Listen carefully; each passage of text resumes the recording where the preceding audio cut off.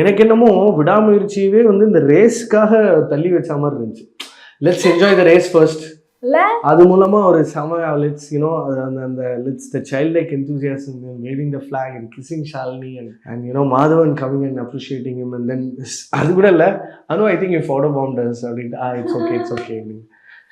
I think he is too classy. Simple and classy. He's too classy for to be an actor. I think that's why he's ventured into these many dimensions. இல்லைன்னா வந்தோம் காசு கொடுத்தாங்க நடித்தோம் போனோம் and நம்ம பார்த்து அதிகபட்சமாக ரசித்த நம்ம ஜென்ரேஷன் ஆக்டர்ஸ் 2 பேர் 2 கண்ணு மாதிரி.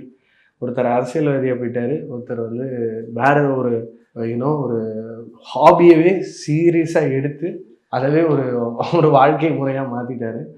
வருஷத்துக்கு ஒரு ஏகே படம் still a great thing for cinema. Definitely. And இப்போதான் 2 பேக் டு பேக் படம் வருது. அதுவே ஒரு அடுத்து சிறுத்தையோட தான் பண்ணுவாருன்னு நினைக்கிறேன் ஃபார் சன் பிக்சர்ஸ்.